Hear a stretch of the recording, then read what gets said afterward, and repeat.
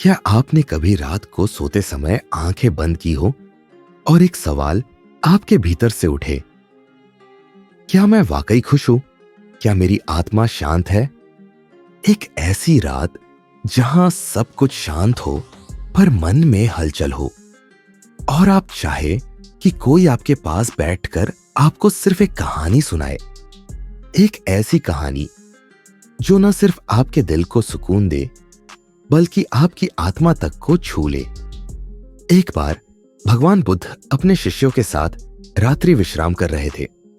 चांदनी रात थी, शांत वातावरण और थके हुए शिष्य आराम करने की तैयारी में थे। तभी बुद्ध ने धीमे स्वर में कहा, आज सोने से पहले मैं तुम सबको एक कहानी सुनाना चाहता हूं। यह सिर्फ कहानी नहीं है, यह जीवन की सबसे मूल्यवान सच्चाई है। क्योंकि कहानियां सिर्फ बच्चों के लिए नहीं होती। कहानियां आत्मा को नर्म करती है, कठोर दिल को मोम बनाती है और जीवन की सबसे गहरी बातों को सरलता से कह जाती है। आज की यह कहानी वही है जो बुद्ध ने हर रात अपने सबसे प्रिय शिष्यों को सुनाई, ताकि वे केवल ज्ञानवान नहीं, मन से भी शांत और आत्मा से भी मुक्त हो सके।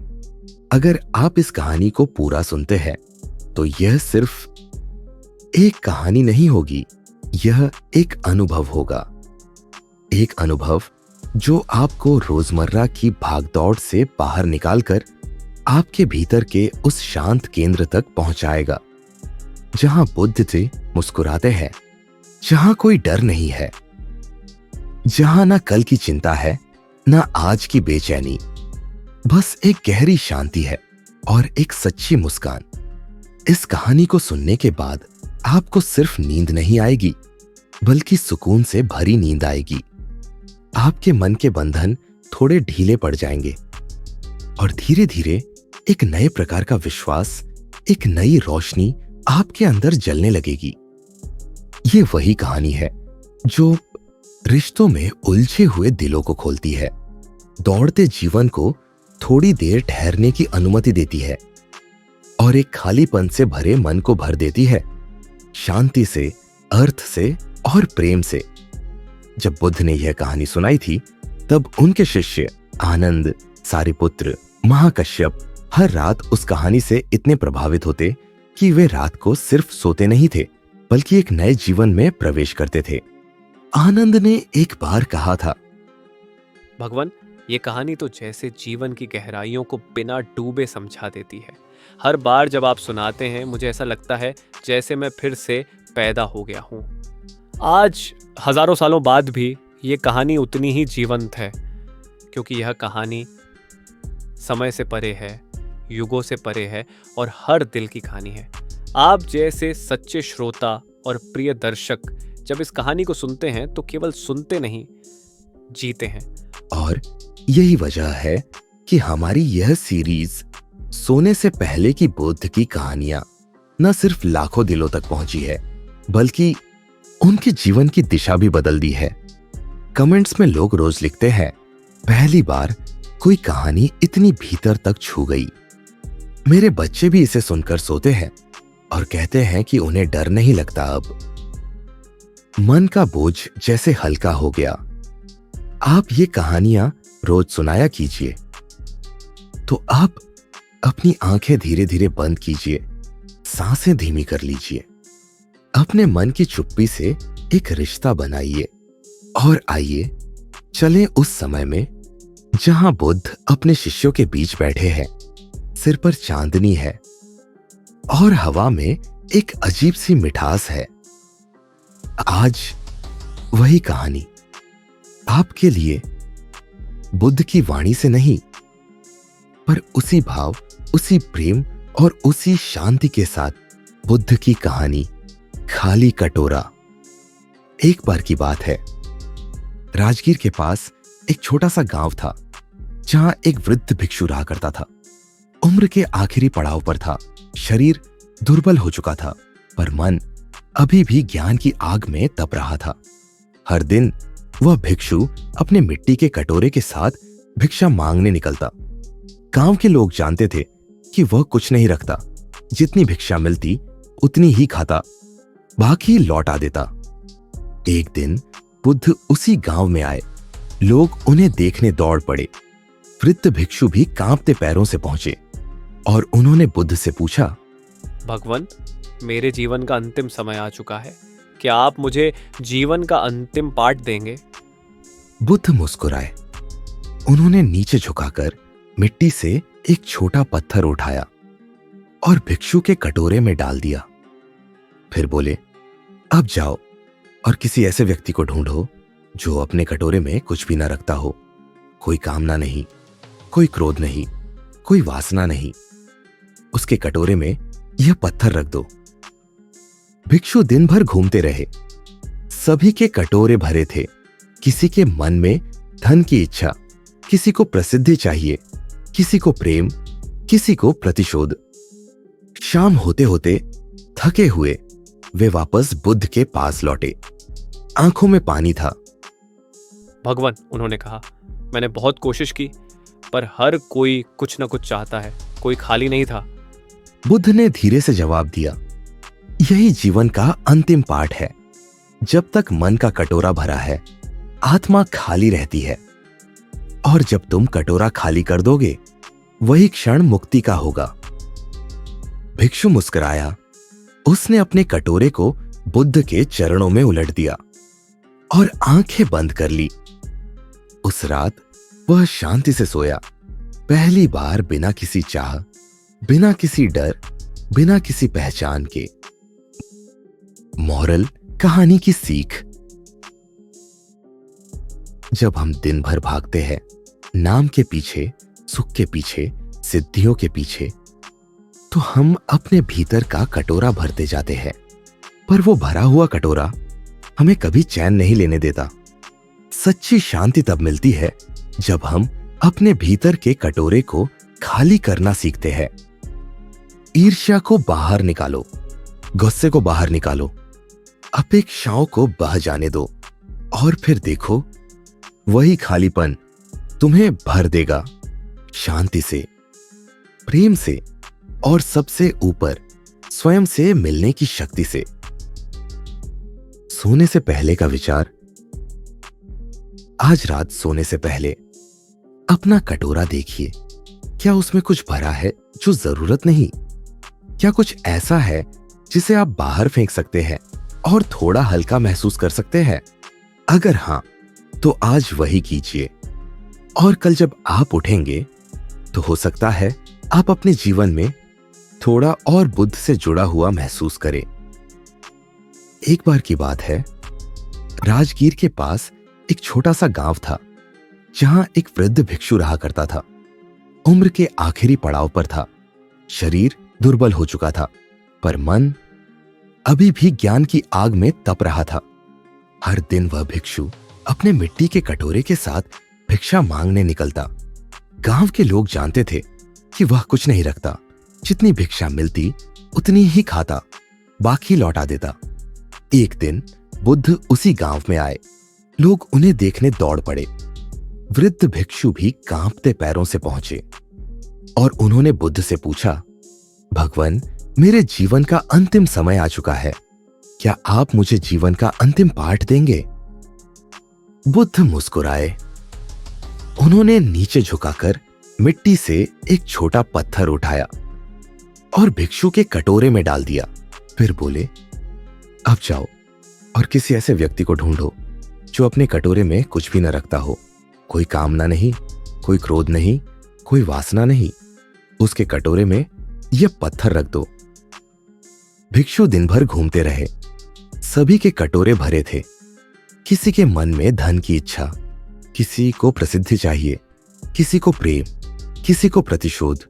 शाम होते होते थके हुए वे वापस बुद्ध के पास लौटे। आंखों में पानी था।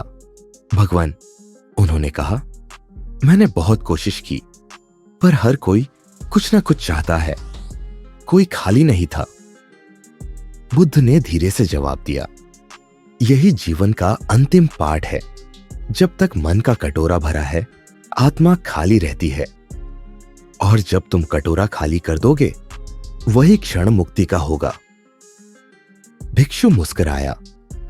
उसने अपने कटोरे को बुद्ध के चरणों में उलट दिया और आंखें बंद कर ली। उस रात वह शांति से सोया, पहली बार, बिना किसी चाह, बिना किसी डर, बिना किसी पहचान के। मोरल, कहानी की सीख। जब हम दिन भर भागते हैं नाम के पीछे, सुख के पीछे, सिद्धियों के पीछे, तो हम अपने भीतर का कटोरा भरते जाते हैं, पर वो भरा हुआ कटोरा हमें कभी चैन नहीं लेने देता। सच्ची शांति तब मिलती है जब हम अपने भीतर के कटोरे को खाली करना सीखते हैं। ईर्ष्या को बाहर निकालो, गुस्से को बाहर निकालो, अपेक्षाओं को बह जाने दो, और फिर देखो वही खालीपन तुम्हें भर देगा, शांति से, प्रेम से, और सबसे ऊपर स्वयं से मिलने की शक्ति से। सोने से पहले का विचार। आज रात सोने से पहले अपना कटोरा देखिए। क्या उसमें कुछ भरा है जो जरूरत नहीं? क्या कुछ ऐसा है जिसे आप बाहर फेंक सकते हैं और थोड़ा हल्का महसूस कर सकते हैं? अगर हां, तो आज वही कीजिए, और कल जब आप उठेंगे तो हो सकता है आप अपने जीवन में थोड़ा और बुद्ध से जुड़ा हुआ महसूस करें। बुद्ध की कहानी, वह बच्चा जो रोता था। एक समय की बात है, बुद्ध एक शांत गांव से गुजर रहे थे। उनके साथ उनके प्रिय शिष्य आनंद भी थे। रास्ते में एक घर से बहुत तेज रोने की आवाज आ रही थी। एक बच्चा जोर जोर से रो रहा था। आनंद रुके, बोले, भगवान, क्या हमें रुकना चाहिए? बुद्ध ने कहा, हर आंसू कोई कहानी कहता है। चलो चलकर उस कहानी को सुनते हैं। वे दोनों उस झोपड़ी के पास पहुंचे। वहां एक औरत बच्चे को चुप कराने की कोशिश कर रही थी। बुद्ध ने पूछा, यह बच्चा क्यों रो रहा है? महिला ने कहा, इसका खिलौना टूट गया है। मिट्टी का घोड़ा था, इसे बहुत प्रिय था, अब रो रहा है। बुद्ध बच्चे के पास बैठे, उसके सिर पर हाथ फेरा। तुम्हारा घोड़ा टूट गया? बच्चा रोते रोते बोला, हाँ, मेरा घोड़ा अब कभी नहीं दौड़ेगा। बुद्ध ने मुस्कुराते हुए कहा, क्या तुम जानते हो, मिट्टी का घोड़ा कभी नहीं दौड़ता। लेकिन एक बात बताओ, क्या तुम इस टूटे हुए खिलौने के लिए रो रहे हो या उस खुशी के लिए जो उसने तुम्हें दी थी? बच्चा चुप हो गया। बुद्ध ने फिर पूछा, क्या तुम्हें वह घोड़ा रोज हंसाता था? हां। क्या तुम उसके साथ खेलते थे?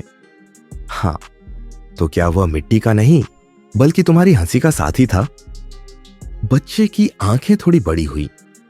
रोना धीरे धीरे बंद हो गया। बुद्ध ने कहा, जो चीजें हमें खुशी देती है वो कभी पूरी तरह खोती नहीं है।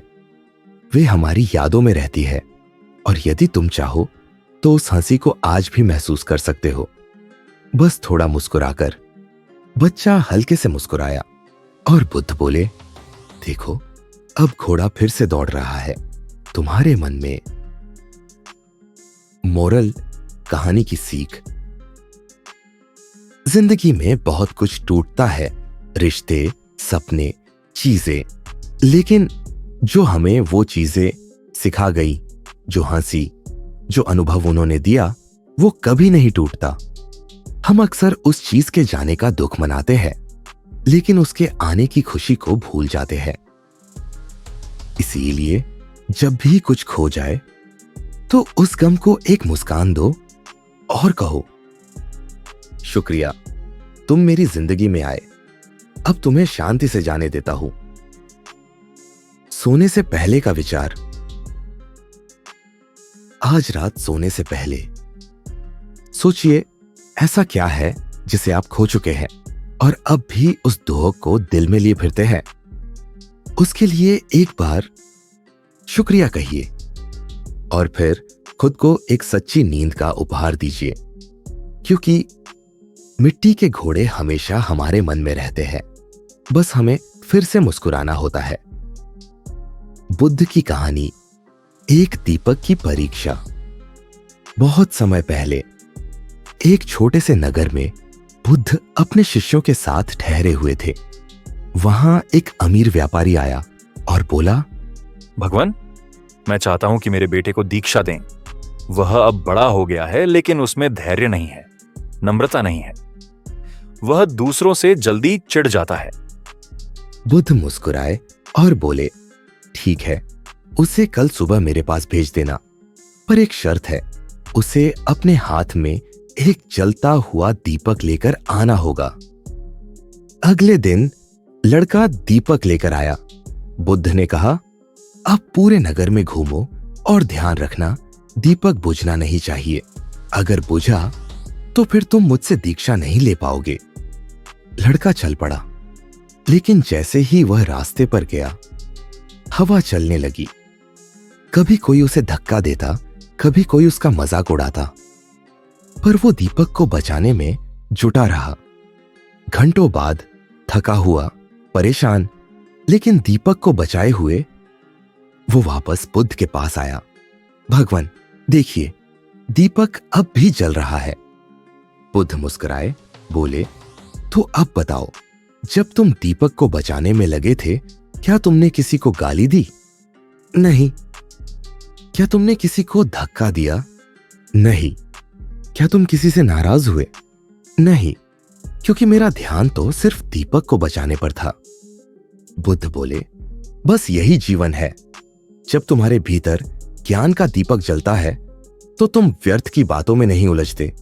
जो लोग दूसरों से लड़ते हैं, चिढ़ते हैं, असल में उन्होंने अपना दीपक बुझा दिया होता है। लड़का अब शांत था। उसके चेहरे पर एक अलग सी रोशनी थी, जैसे किसी ने अंदर का अंधेरा मिटा दिया हो। मॉरल, कहानी की सीख। हर इंसान के भीतर एक दीपक होता है, ध्यान, चेतना और शांति का दीपक। जब हम उस दीपक की लौ को बचाने में लगे रहते हैं, तो हम झगड़ों में नहीं उलझते, नफरतों में नहीं डूबते, छोटी बातों से विचलित नहीं होते, क्योंकि हमारा ध्यान बाहर नहीं, भीतर की रोशनी पर होता है।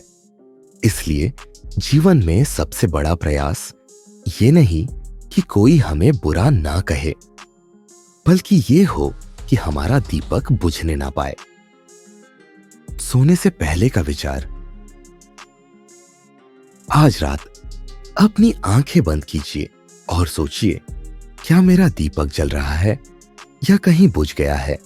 अगर बुझ गया है तो कोई बात नहीं। हर रात एक नई शुरुआत होती है।